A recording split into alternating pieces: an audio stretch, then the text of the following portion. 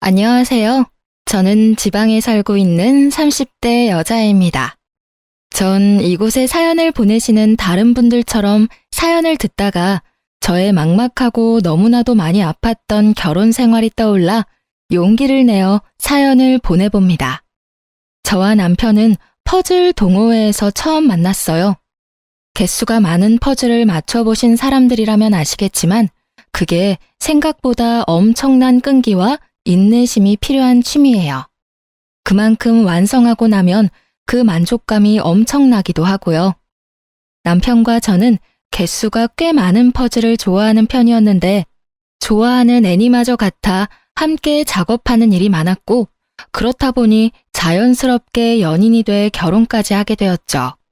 남편과 같은 취미를 공유하며 여가 시간을 보낼 수 있다는 점도 좋긴 했지만 화목한 시댁의 모습도 좋아 결혼을 마음먹게 되었어요.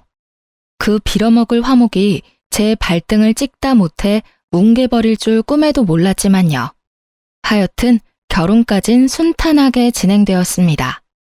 그 당시에 남편의 연봉이 저보다 많았는데도 불구하고 모은 돈이 저보다 적어 씀씀이가 많이 해픈가 싶긴 했지만 돈 생각하며 결정한 결혼이 아니니 그러려니 했어요. 그렇다 보니 집을 장만할 때도 제 돈이 좀 더 들어가긴 했지만 좋은 게 좋은 거라고 공동 명의로 했네요. 그래도 집은 남자 명의로 해야 하는 게 아니냐는 시댁의 언질에 시댁엔 남편 명의로 했다고 거짓말을 하긴 했지만요. 그래서 집은 당연히 우리 아들 명의로 했지? 그럼 엄마 걱정하지 마. 그래 잘했다 아가. 섭섭하게 생각하지 말려무나. 명의가 무슨 의미가 있니? 그냥 이 노인네들이 아직은 고지식해서 그런 거다. 이렇게 생각해 주렴. 알겠지? 네, 어머님. 명의 문제로 여러 말이 오갈 때 조금 석연치 않은 부분이 있긴 했지만 결국 공동 명의로 했고 융통성 있게 거짓말을 해준 남편 덕분에 별 대수롭지 않게 넘겼어요. 그 문제만 뺀다면 결혼하고 난 뒤에도 저흰 여전히 행복했고 별다른 시집살이도 느끼지 못한 채 행복한 신혼생활을 즐기고 있었어요. 그러던 어느 날 저의 신혼생활을 더 황홀하게 만들어줄 소식이 저희 부부에게 찾아왔어요. 여보, 나 임신했어. 그게 정말이야? 와, 정말 고생했어. 그럼 뱃속에 우리 아기가 있단 말이야? 너무 신기하다. 그렇습니다. 결혼한 지 1년도 되지 않아 전 임신을 했고 꿈만 같았어요. 아기를 원하고 있기도 했지만 생각보다 더 빨리 임신이 돼서 그 기쁨이 몇 배로 더 크게 느껴졌어요. 판도라의 상자가 열리기 전까지는요. 그러니까 아직 아무것도 변한 게 없는 것 같은데 이 뱃속에 아기가 있다고 생각하니 왜인지 큰일을 한 것 같고 더 조심해야 할 것 같고 그렇네. 당연히 큰일을 한 거지. 조심 또 조심해. 나도 당신 스트레스 받지 않게 노력할 테니까. 임신의 기쁨을 느끼며 하루하루 보냈던 것도 찰나의 순간이었어요. 이것저것 아기용품을 알아보던 중 전 문득 생겨난 궁금증에 남편에게 물었어요. 그렇게 저도 모르는 사이 열면 안 되는 판도라의 상자를 열었던 것입니다. 그런데 말이야, 당신 돈 얼마나 모았어? 이제 아기도 태어날 거고 우리 서로 재정 상태가 어느 정도인지 알아야 할 것 같아. 저희는 결혼 이후 돈 관리를 따로 하고 있었고 일정 금액을 생활비 통장에 입금해 그것으로 생활비를 쓰고 있었어요. 전 목적에 따라 통장을 나눠 적금하고 있었던 터라 모인 돈이 꽤 있었고 그렇기에 남편도 어느 정도 모아뒀겠지 하고 생각하고 있었습니다. 저의 물음에 남편이 당황하더라고요. 많이 모으진 못했나 싶더라고요. 하지만 남편이 오픈한 통장 잔고는 참 참담하더군요. 59,800원? 정말 이게 다야? 거짓말하지 말고 따로 적금 든 건 있는 거지? 아니, 없어. 그게 지금 가진 전 재산이야. 뭐? 그게 말이나 돼? 당신 연봉이 얼만데? 그 월급으로 적금도 안 되는데 가진 전 재산이 10만 원도 안 된다는 게 말이나 돼? 당신 나 몰래 두 집 살림해? 그렇지 않고선 말이 안 되는 금액이잖아. 제가 노발대발하며 말하자 남편 놈은 세상 밝은 얼굴로 말했어요. 그게 부모님 생활비 들였어. 당신도 알다시피 두 분 다 일하시는 것도 아니고 연금으론 생활이 힘드시니까 내가 총각 때부터 생활비 들였었거든. 결혼하고도 당신이 돈 관리는 각자 하자길래 내가 집에 생활비 주는 거 다 알고 그렇게 말하는 줄 알았어. 알고 보니 화목한 시댁은 장가간 장남의 돈까지 화목하게 나누어 쓰고 있었더군요. 너무 화가 나 당장이라도 시댁과 연을 끊어버리라고 말하고 싶었지만 그렇게까지 하는 건 너무 극단적인 선택인 것 같아 화를 꾹 참고 말했어요. 당신이 아무 말도 안 하는데 내가 어떻게 알아? 그리고 당신 이제 한 가정의 가장이야. 한 집안을 이끌어가야 할 사람이 생각도 없어도 어쩜 그렇게도 없어? 투자했다고 해도 머리 아플 판국에 뭐? 생활비를 줘? 그것도 월급을 반 이상을? 당신이 제정신이야? 제가 이렇게까지 말하니 남편은 그제야 상황 파악을 한 듯 제 눈치를 살피기 시작했어요. 전혀 예상치 못한 저의 반응에 남편은 대답도 못하고 애꿎은 손톱만 튕기고 있더군요. 그 꼴을 보는데 밤새도록 기다려도 제가 기다리는 답변은 돌아오지 않을 거란 생각이 들더군요. 그래서 전 기다리지 않고 앞으로 남편이 어떻게 해야 할지를 친히 알려주었습니다. 다신 시댁에 그 어떤 돈도 주지 마. 다 끊어. 알겠어? 어? 이렇게 갑자기 한 푼도 드리지 말란 말이야? 아, 용돈은 드려도 돼. 단 30만 원은 넘기지 마. 30만 원으로 어떻게 생활하셔? 그렇게는 못해. 아, 그래? 그렇게 부모님께 생활비 드리고 싶으면 나랑 이혼하면 되겠네. 난 가정도 내팽개치고 효도하는 남자랑은 못 사니까 말이야. 이혼? 무슨 이런 일로 이혼까지 해. 이때까지 키워주신 부모님께 생활비 드리는 게 그렇게 나쁜 일이야? 나쁜 일이야. 나한테 그거보다 나쁜 일은 없다고. 그렇게 부모님께 효도하고 싶었으면 나랑 결혼을 하지 말았어야지. 가정은 만들어 놓고 당신 부모님께 돈 다 갖다 바치면 우리 가정은 어떻게 살아가? 생각을 좀 해, 제발. 당신이 우리 집 가장인 걸 잊지 말란 말이야. 하여튼 난 분명하게 말했다. 또다시 이런 일 만들면 이혼이야. 난 2번 기회는 주지 않으니까 그렇게 알고 당장 다음 달부터 돈 들이지 마. 알겠어? 알겠어. 남편은 그래도 이혼은 하기 싫었는지 기어들어가는 목소리로 알겠다고 하더군요. 그 후 전 불시에 남편의 통장 잔고를 확인하기 시작했고 남편은 다행스럽게도 통장 잔고를 잘 지키고 있었어요. 통장 잔고를 잘 지켜낸 대신 절 지켜내진 못했지만요. 시댁에선 저의 입김으로 넉넉하던 생활비가 30만 원으로 바뀌어버린 것을 알아버렸고 그 덕에 전쟁보다 더 큰 난리가 났더군요. 당연했겠죠. 늙은 시부모님들부터 젊은 시누이까지. 일하는 사람은 단 한 명도 없이 남편 생활비로 생활하다 하루아침에 돈줄이 막혔으니 난리가 날 수밖에요. 이때부터였죠. 화목하고 다정하던 시댁 식구들이 입만 열면 돈 타령만 하는 돈벌레가 되어버린 것은요. 어머님과 시누이는 틈만 나면 전화로 돈 타령하기 시작했어요. 어머님, 무슨 일이세요? 무슨 일? 그걸 몰라서 묻니? 넌 왜 우리 아들 돈도 마음대로 못 쓰게 하니? 왜 너 때문에 화목하던 우리 집이 쑥대밭이 되어야 하냐고? 어머님, 이제 어머님 아들이 장가를 갔어요. 심지어 내년엔 한 아이 아빠도 되고요. 그런 아들의 돈이면 어머님이 나서서 안 줘도 된다고 해야 하는 거 아닐까요? 그렇게 아들 돈이 쓰고 싶으셨으면 장가를 보내지 마셨어야죠. 장가는 보내시고 돈은 계속 받아 쓰시는 게 말이 된다고 생각하세요? 그것도 한두 푼도 아니고 그의 월급 거의 다 받아 쓰셨잖아요. 저희 어머님, 이제 아기도 태어나고 돈 모아야 해요. 어머님도 아시잖아요. 애 하나 키우는데 돈 엄청나게 든다는 거. 그러니까 어머님이 좀 이해해 주세요. 너도 돈 벌잖니? 우리 아들 돈은 우리 주고 네 돈으로 애 키우면 되잖니? 그렇게 하면 온 집안이 화목할 것을 넌 왜 그렇게 생각이 짧니? 아니면 머리가 나쁜 거니? 이건 말인가요, 똥인가요?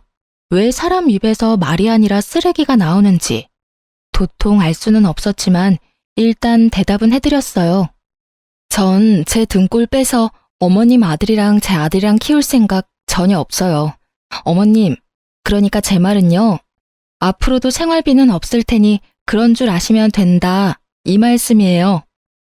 저의 단호한 말투에 어머님은 크게 당황하셨는지 어버버 하시며 말을 잇지 못하시더라고요. 그런 어머님을 대신해 이번엔 시누이가 나서더군요. 아니 언니, 무슨 말을 그렇게 섭섭하게 해요. 그리고 가족끼리 돕고 사는 거지 무슨 생판 남처럼 네 돈 내 돈 딱 잘라 나누냐고요. 아가씨, 전 저희 친정에도 용돈 말곤 돈거래조차도 안 해요. 그리고 아가씨가 입장 바꿔서 생각해보세요. 아가씨의 미래의 배우자가 자기가 버는 돈은 전부 자기 집에 가져다주고 정작 가정에 쓰이는 생활비를 포함해 애 교육비 전부를 아가씨에게 감당하라면 아가씨는 웃으면서 할 수 있겠어요? 아, 우리 남편은 참 효자구나. 당신은 효자 노릇 많이 해? 내가 애도 키우고 돈도 더 많이 벌어오도록 노력해 볼게. 할 수 있겠냐고요. 그건 왜 그렇게 극단적이게 예를 들어요? 극단적인 게 아니라 지금 제가 처한 상황이에요, 아가씨. 그러니까 제가 지금 이 순간에 아가씨 오빠랑 이혼하고 싶겠어요? 안 하고 싶겠어요? 이혼이요? 아직 못 전에 들으셨어요? 저 아가씨 오빠가 시댁에 또다시 돈 갖다 바치면 이혼하자고 했거든요. 그런데 지금은 돈이고 나발이고 그냥 이혼하고 싶네요. 언니, 지금 이혼을 빌미로 우리 협박하는 거예요?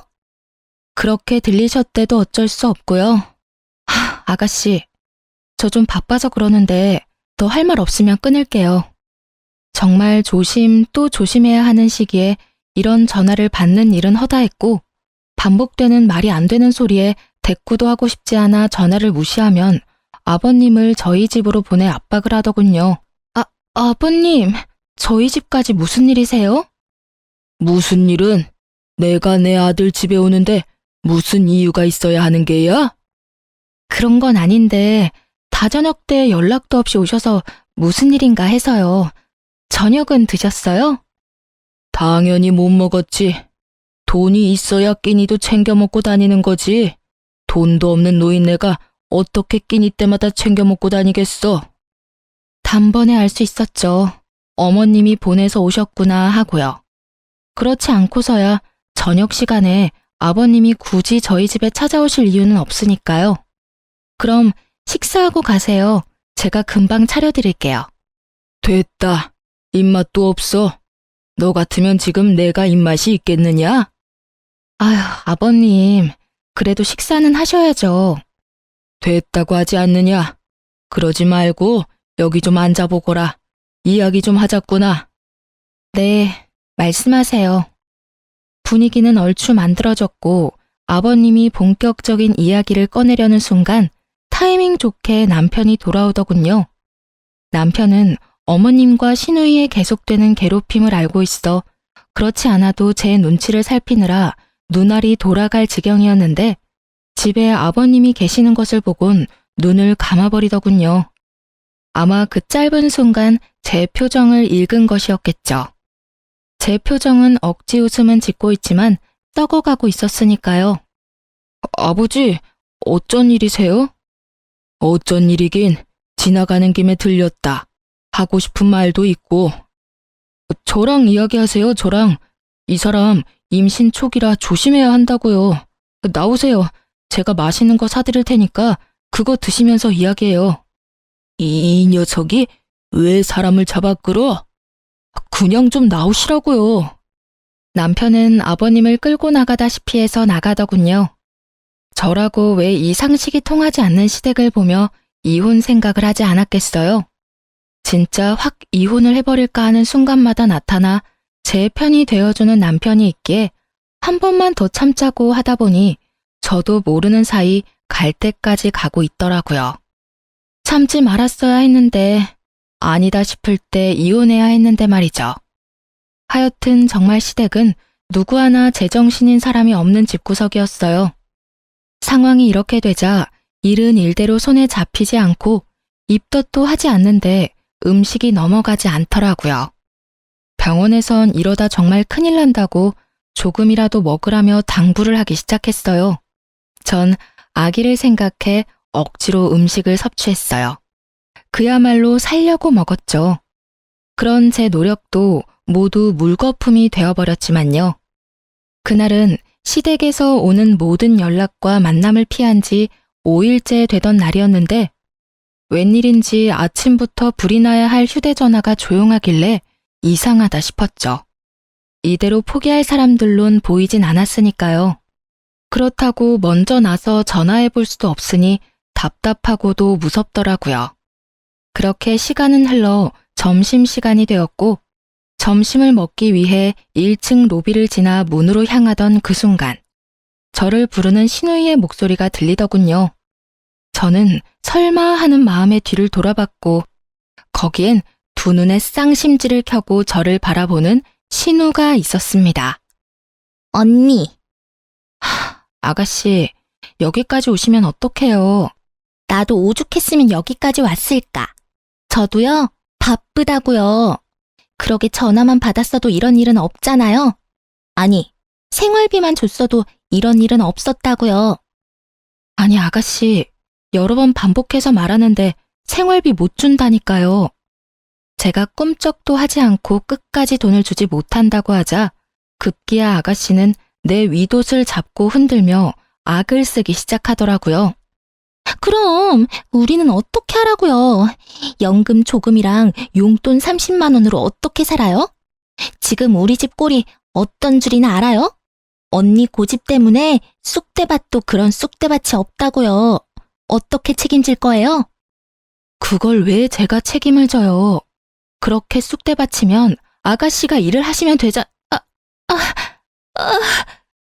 신우이에게 윗옷이 잡힌 채로 말다툼을 하던 저는 갑자기 아랫배에서 참지 못할 고통이 전해지며 그 자리에 쓰러지다시피 주저앉았고 제가 앉은 자리에 다리를 타고 흘러내리던 피가 한 방울씩 고이기 시작하더군요.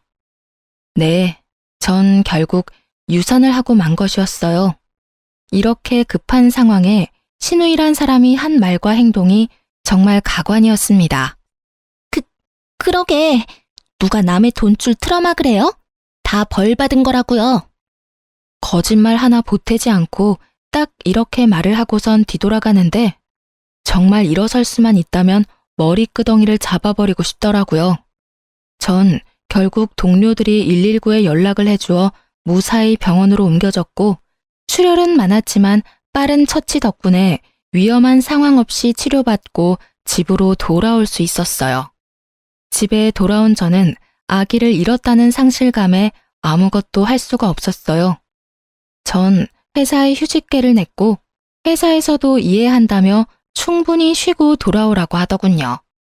하물며 생판 남인 회사에서도 이렇게 저를 보듬어 주는데 가족이란 인간들은 참 해도 해도 너무하더군요.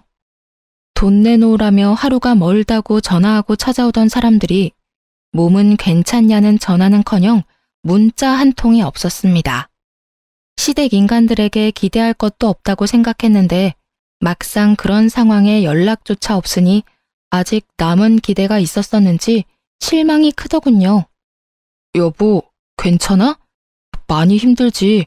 어디 아픈 데는 없어? 아픈 데는 없어. 그냥 마음이 좀 그렇네. 그런데 요즘 어머님이랑 아가씨랑 무슨 일 있으셔? 연락도 없으시고. 아버지랑 해서 다 같이 해외여행 가셨어. 아마 다음 주나 돼야 돌아오실 거야.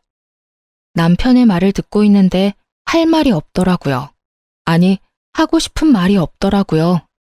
제가 누구 때문에 아기까지 잃었는데 사과는커녕 안부 연락 한 통도 없더니 해외여행 중이었다니. 참 대단하신 분들이라 생각했어요.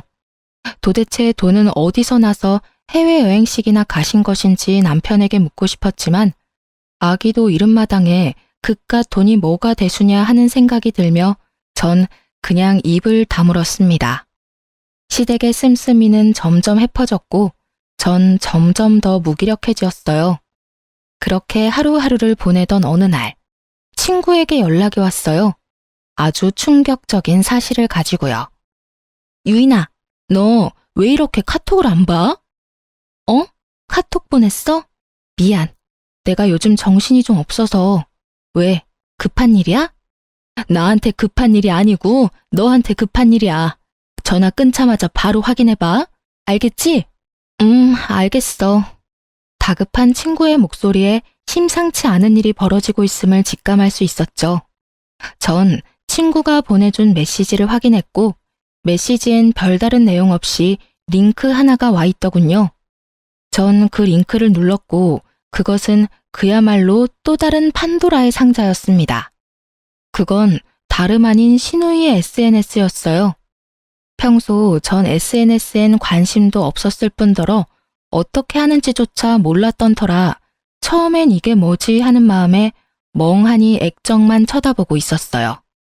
그러다 신우이의 얼굴이 보이고 전 홀린 사람처럼 스크롤을 내리며 SNS를 보기 시작했죠. 그곳에서의 신우이는 전혀 다른 사람이더군요. 오빠한테 기생충 마냥 들러붙어 생활하는 현실과는 달리 그곳의 신우이는 마치 재벌집 딸 같았어요. 각종 여행지를 다니고 비싼 가방에 비싼 화장품, 거기에다 그냥 보아도 비싸 보이는 고급 음식점까지. 전 무기력함에 하루가 어떻게 가는 줄도 모르고 사는데 신우이는 참 행복해 보이더라고요. 그렇게 그 어이없는 사진들을 보는 와중 제 시선을 확 사로잡은 사진 한 장이 있었어요. 바로 아기 신발 사진이었어요. 있지도 않은 재력을 과시하는 사진 중에 단연 눈에 들어오는 사진. 사진도 사진이지만 그 아래에 적혀있는 글귀가 저의 억장을 무너뜨렸습니다. 세상 빛도 보지 못하고 하늘나라로 가버린 가여운 내 조카. 다음 생엔 부디 나에게로 와주렴. 내가 꼭 지켜줄게. 이렇게 쓰인 글 밑에 달린 댓글은 더 가관이었어요. 무슨 일이야? 유산하셨어? 돈돈거리면서 다니더니 결국 유산했어. 어쩌면 좋아. 상심이 크시겠다. 상심이 크긴 모르긴 몰라도 유산 바라고 그랬을 수도 있어. 병원에서 그렇게 조심하라고 했다던데. 쉬기는커녕 어딜 그렇게 바쁘게 다니는지. 어쩜 임신한 여자가 그렇게도 조심성이 없는지 태교도 전혀 안 하고 매일 소리만 버럭 지르고 성질만 내고. 뱃속의 아기만 불쌍하게 됐지 뭐. 살면서 그렇게 화가 난 적은 처음이었던 것 같아요. 휴대전화를 쥐고 있는 손이 부들부들 떨리는데 주체가 안 되더군요. 신우이의 말도 안 되는 모함을 읽어내리고 있는데 익숙한 아이디가 보이더군요. 바로 남편이었어요. 우리 동생 상심이 컸구나. 나보다 오빠가 더 힘들겠지. 괜찮아? 언니는 오빠한테 별말 안 해? 난 네 언니 때문에 안 괜찮지. 별말 안 하기는 하루 종일 사람 눈치나 보게 하고 자기가 똑바로 못 지켜서 유산까지 한 주제에 사람을 얼마나 들들 볶는지. 유산으로 힘든 건 이해 안 되는 건 아닌데 해도 해도 너무한다는 생각이 드네. 해도 해도 너무한 사람이 누군데 저런 말을, 그것도 공개적인 곳에서 하는 걸까요? 글에 음성 기능이라도 추가된 듯 신우이와 남편의 목소리가 귀에 울리는데 도무지 화가 가라앉지 않더라고요. 거기에서 끝이 아니었어요. 그 뒤로 이어진 사진과 글귀에선 심심치 않게 남편이 등장했는데 그곳에 적힌 글에 의하면 남편이 다시 시댁에 금전적인 도움을 주고 있더라고요. 이제 태어날 아기가 없으니 얼마든지 도와줄 수 있다나 뭐라나. 남매가 쌍으로 하트를 날려대며 즐거워하는데 더는 화날 감정도 남아있지 않는지 그저 웃음이 나더군요. 아무리 제가 SNS를 하지 않을 뿐 아니라 관심도 없다 하더라도 이렇게 공개적으로 이런 대화를 나눌 수 있는지, 관심병도 이런 관심병이 또 없더라고요. 그것도 생각이 없는 관심병. 왜 저 사람들은 제 친구 중 SNS 친구가 겹치는 사람 한 명쯤은 있지 않을까 하는 생각은 못한 걸까요? 뭐 그런 생각조차 없는 사람들이니 그딴 짓을 하고 저렇게 즐거워하고 있을 테죠. 치가 떨리는 분노도 잠시 한 치 앞도 보지 못하고 이렇게 공개적인 자리에서 제 욕을 해주었다는 사실이 고마워서 눈물이 다 날 지경이었어요. 그 덕분에 보다 빠르게 이혼을 마음먹을 수 있었고 보다 쉽게 증거들을 모을 수 있었으니까요. 전 이혼 결심과 동시에 저 뻔뻔한 빈대들을 어떻게 하면 잘 박멸할 수 있을까 하는 고민에 빠졌죠. 길게 고민할 필요가 없었어요. 당한 것이 많아 계획이 차르르 종이 넘어가듯 쉽게 세워졌으니까요. 일단 전 신우이의 SNS를 캡처해 두었어요. 저를 비방한 글, 남편에게 금전적인 도움을 받아 호사롭게 생활하는 모든 것을요. 그리고 회사 측에 부탁해 제가 로비에서 유산을 할 당시의 모습이 찍힌 CCTV 복사본을 부탁했어요. 감사하게도 영상 복사하는 것에 회사가 동의를 해주셔서 그것 역시 비교적 쉽게 손에 넣을 수 있었어요. 이혼 준비가 생각했던 것보다 빠르고 쉽게 진행되던 어느 날, 정말 하늘이 돕는다는 생각이 들 수밖에 없는 소식이 들려왔습니다. 그건 바로 신우이의 결혼 소식이었어요. 웬일로 연락이 와 집으로 오라고 하더니 그 기쁜 소식을 전해주는데 자칫하면 신우이를 끌어안을 뻔했지 뭐예요? 그간 남자친구가 있는 건 알았지만 집안 차이로 인해 남자친구 집에서 반대한다고 들었었는데 드디어 허락을 받았다며 기뻐하더군요. 전 정말 진심을 담아 축하를 전했어요. 정말 진심으로 축하해요, 아가씨. 어머, 언니. 나 좀 감동인데요? 이렇게나 기뻐해 줄 거라 생각도 못 했는데 고마워요, 언니. 다른 사람도 아니고 아가씨가 결혼 허락을 받았다는데 당연히 기쁘죠. 그래서 상견례는 언제예요? 아직 정확한 날짜는 안 정했어요. 왜요? 그게 아무래도 그쪽에서 원하는 혼수나 이런 것들이 장난이 아닐 텐데 우리 쪽에서도 어느 선까지 해줄 수 있는지 미리 이야기를 나눠보고 날짜를 잡아도 잡아야 할 것 같아서요.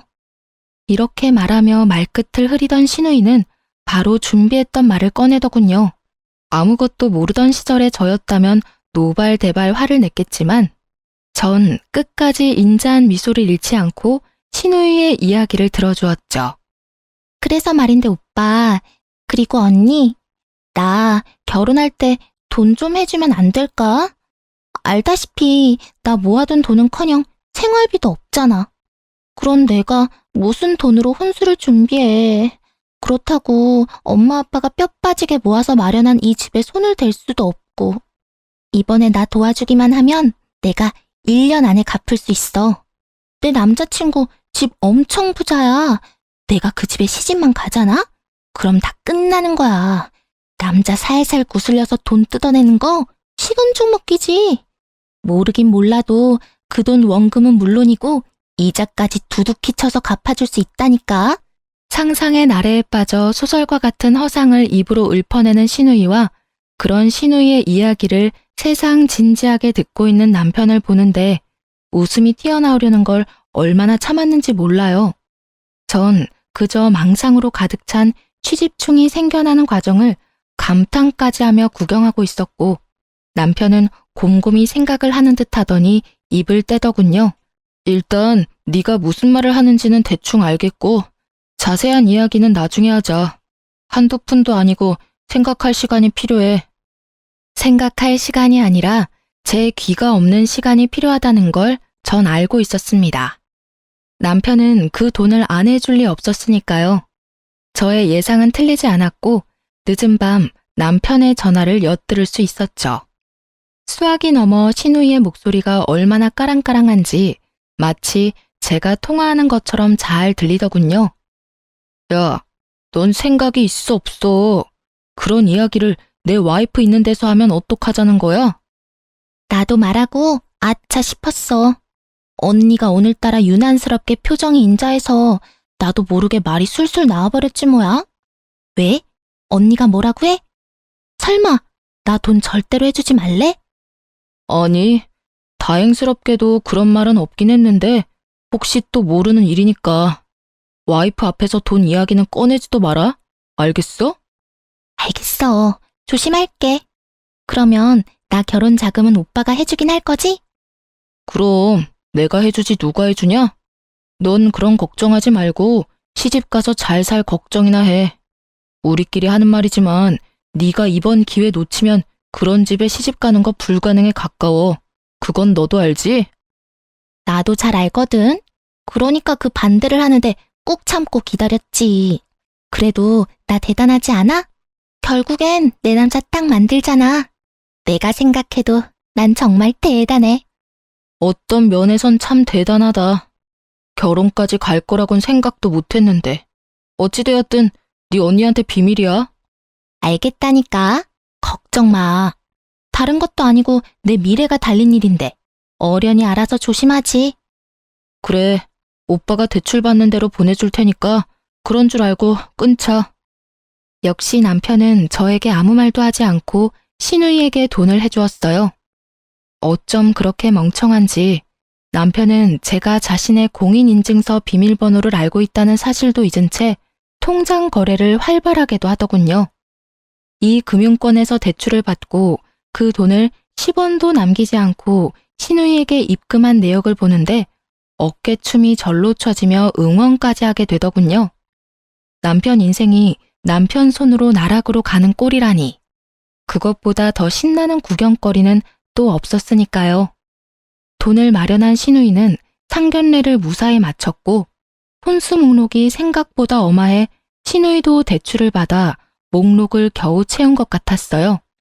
그렇게 시댁엔 웃음꽃이 피어나고 있더군요. 저에게도 웃음꽃이 피어났죠. 이제 빈대 박멸의 시간이 되었으니까요. 전 차곡차곡 모은 신우이의 개차반과도 같은 행실에 관한 증거를 신우이의 예비 신랑에게 보내주었습니다. SNS 메시지로요. 참 편리했어요. 전화번호도 아무것도 모르는데 이렇게나 간편히 연락을 할 수 있다니. 전 증거를 보내주면서 제 전화번호도 남겼어요. 얼마나 흘렀을까요? 신우이의 예비 신랑에게서 연락이 왔더라고요. 여보세요? 누구시죠? 저 보내주신 메시지 보고 연락드렸습니다. 아, 네, 안녕하세요. 다 보셨나요?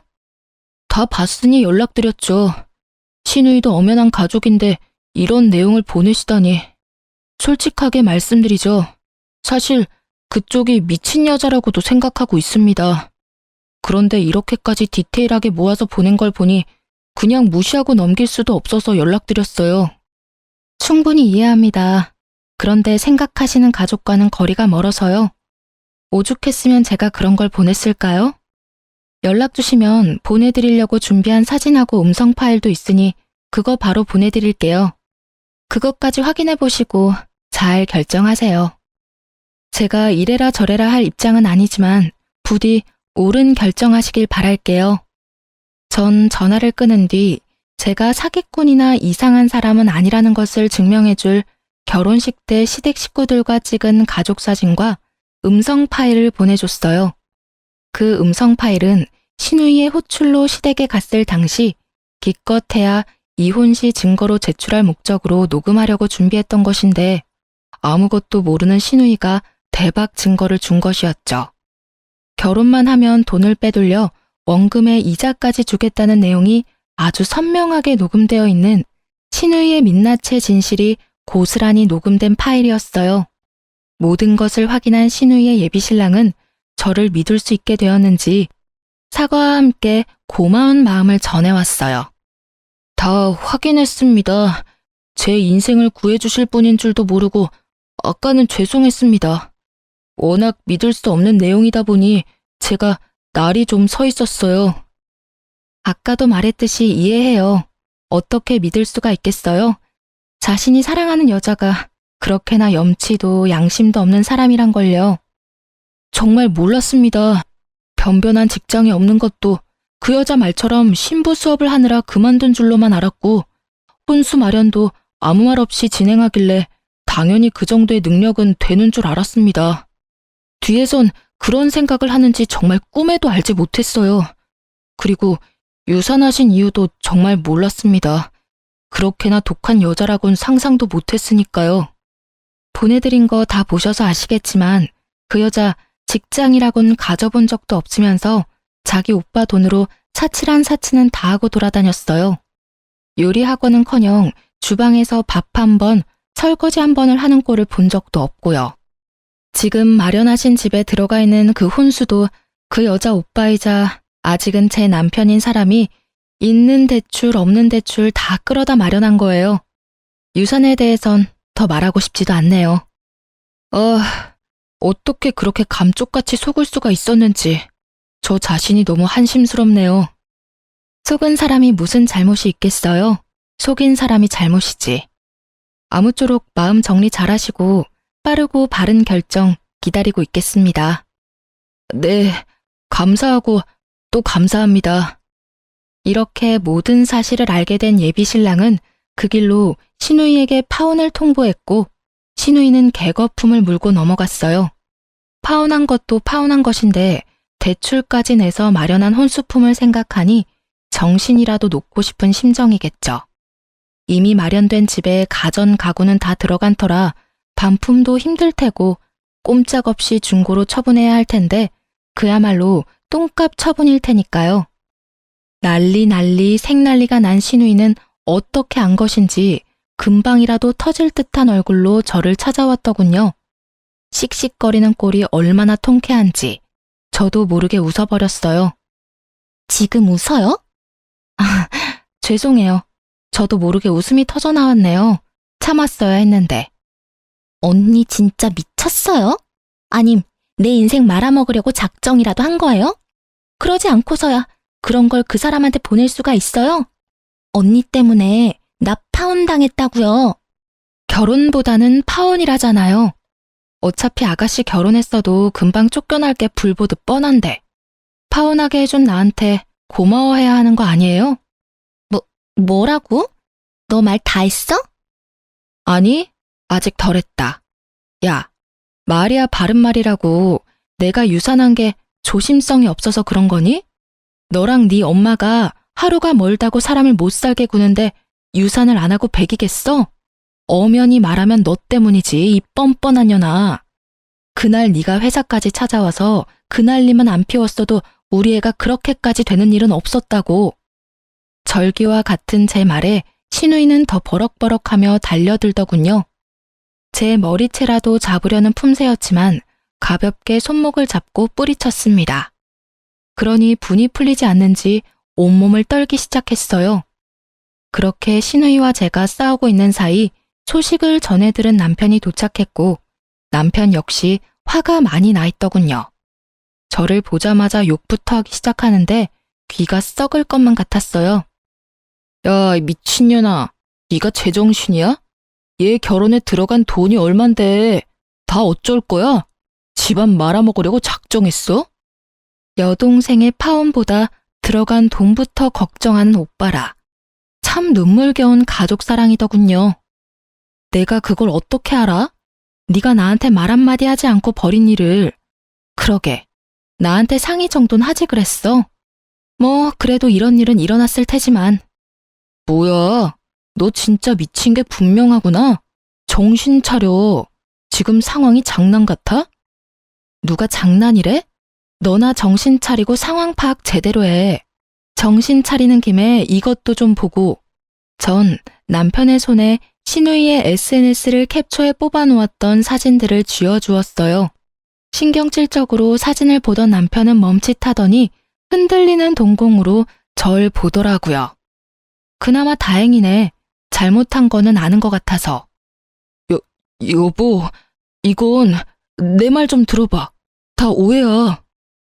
오해는 무슨. 친히 오해할 수도 없게 이렇게 글로 남겨줘서 얼마나 고마운지 몰라. 우리 이혼해.